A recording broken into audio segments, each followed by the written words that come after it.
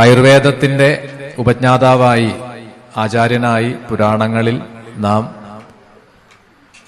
പറഞ്ഞു വരുന്നതായിട്ടുള്ള ധന്വന്തരി മൂർത്തി, ആ ധന്വന്തരി മൂർത്തിയെ പ്രാർത്ഥിച്ചുകൊണ്ട് വേണം ഔഷധങ്ങളെ സേവിക്കാൻ എന്നാണ് ആയുർവേദ പദ്ധതികളിലൊക്കെ പറയുക.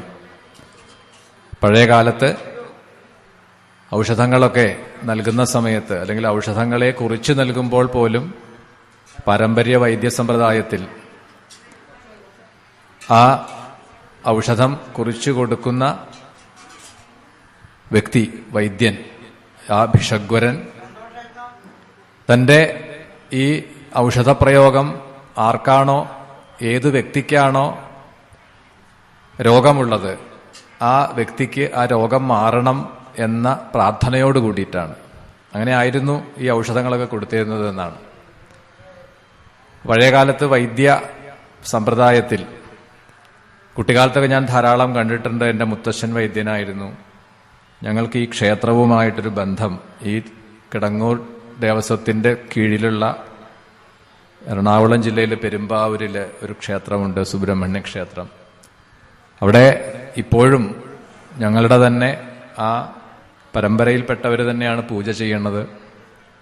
വർഷങ്ങളായി അല്ലെങ്കിൽ തലമുറകളായി ഒരു ബന്ധമുണ്ട് ഈ ക്ഷേത്രവുമായിട്ട്.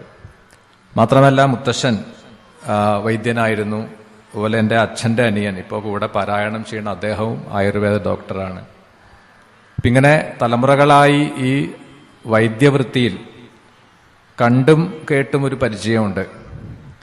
അപ്പം അന്ന് മുതലേ ഈ ഔഷധങ്ങൾ കൊടുക്കുമ്പോൾ, അല്ലെങ്കിൽ അത് ഇന്നത് നിങ്ങൾ കഴിക്കൂ എന്ന് പറഞ്ഞ് മുന്നിൽ വരുന്ന ഒരു രോഗിക്ക് ആ മരുന്ന് പറഞ്ഞു കൊടുക്കുമ്പോൾ പ്രാർത്ഥനയോടുകൂടി തന്നെയാണ് അത് കൊടുക്കുക.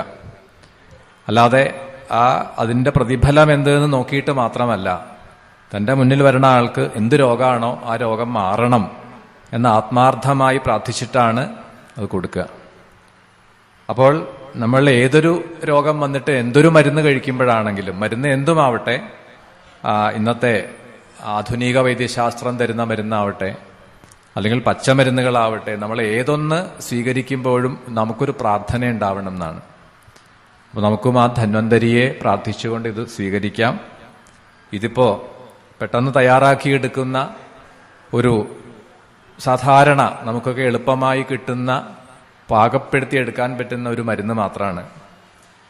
ആയുർവേദത്തിൽ പറയും, നമ്മളുടെ അധിക രോഗങ്ങളുടെയും പ്രധാന കാരണം മനുഷ്യൻ കഴിക്കുന്ന ഭക്ഷണത്തിൻ്റെ തെറ്റായ രീതി,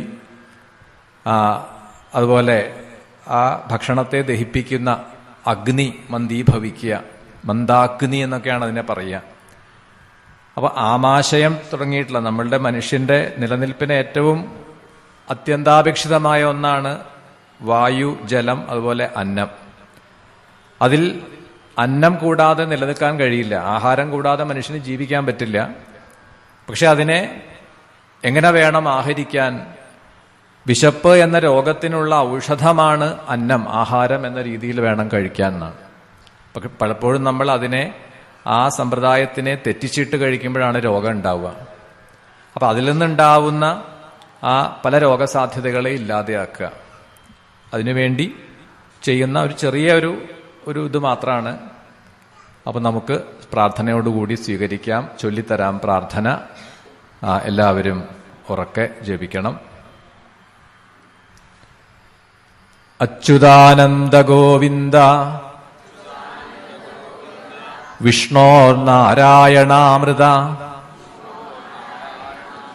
രോഗാന്മേ നാശയാശേഷാൻ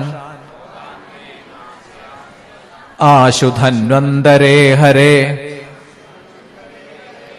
അച്യുതാനന്ദ ഗോവിന്ദ വിഷ്ണോർനാരായണാമൃത രോഗാന്മേ നാശയാശേഷാൻ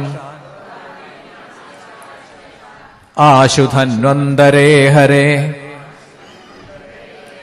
അച്യുതാനന്ദ ഗോവിന്ദ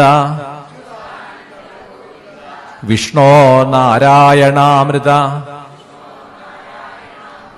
രോഗാന്മേ നാശയാശേഷാൻ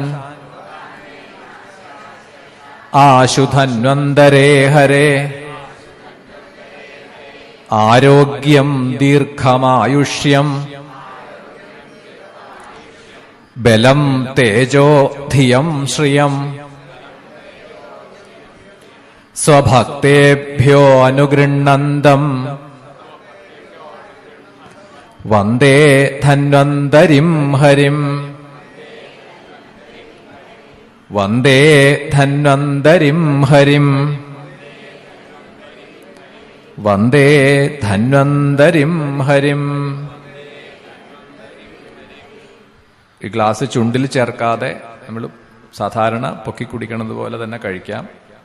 എന്നിട്ട് ഗ്ലാസ് ഇതിനെവിടെയെങ്കിലും ഒരു പ്ലാസ്റ്റിക് ഡിസ്പോസിബിൾ ബാഗ് വെച്ചിട്ടുണ്ടാവും, അതിൽ മാത്രം ഇടുക, എവിടെയും വലിച്ചെറിയരുത്.